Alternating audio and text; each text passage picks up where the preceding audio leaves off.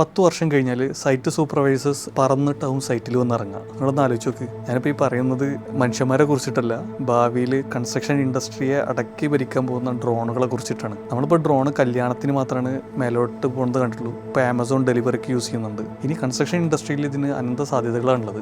Acre കണക്കിനുള്ള ചെരിഞ്ഞിട്ടും നമുക്ക് access ചെയ്യാൻ പറ്റാത്ത സ്ഥലങ്ങളൊക്കെ സർവേ ചെയ്യാൻ ചിലപ്പോൾ മാസങ്ങളെടുക്കും. അതൊക്കെ വിത്തിൻ അവേഴ്സ് ഇപ്പോൾ ഡ്രോൺ സർവേ പോലുള്ള സാങ്കേതികത ഉപയോഗിച്ച് നടക്കുന്നുണ്ട്. അത് ഇന്ത്യയിലും ചെയ്യുന്നുണ്ട് ആളുകൾ. അതുകൂടാതെ സൂപ്പർവൈസേഴ്സ് ചെയ്യുന്ന ജോബ് തന്നെ സൈറ്റ് മോണിറ്ററിങ് വളരെ എഫിഷ്യൻ്റ് ആയിട്ട് ചെയ്യാൻ പറ്റും. കാരണം ഇത് AI വെച്ചിട്ടാവും ഇതിൻ്റെ കാര്യങ്ങളെല്ലാം അനലൈസ് ചെയ്യുക. ഇനി വളരെ ഡേഞ്ചറസ് ആയിട്ടുള്ള ഹസാർഡസ് ആയിട്ടുള്ള സ്ഥലങ്ങൾക്ക് ചിലപ്പോൾ ഇവനൊരു ഹ്യൂമന് ഡയറക്റ്റ് ഇൻവോൾവ് ചെയ്യാനോ അടുത്തെത്തിച്ചേരാനോ പറ്റില്ല. അവിടെ വളരെ പ്രൊട്ടക്റ്റീവ് ആയിട്ടുള്ള മെഷേഴ്സ് എടുത്തുള്ള ഡ്രോൺസിനെ കൊണ്ട് നമുക്ക് ആ കാര്യങ്ങൾ സാധിപ്പിച്ചെടുക്കാം. പിന്നെ പല കാര്യങ്ങളും 24/7 കൃത്യമായിട്ട് മോണിറ്റർ ചെയ്തിട്ട് അതിൻ്റെ അനാലിസിസ് നടത്തിയിട്ട് എന്തെങ്കിലും ഒരു വീക്ക് പോയിന്റോ എന്തെങ്കിലും ഇഷ്യൂസ് ഉണ്ടെങ്കിൽ മുൻകൂട്ടി മനസ്സിലാക്കിയിട്ട് അതിനെ റെമഡി എടുക്കാനും ഇതിനൊക്കെ സാധിക്കും.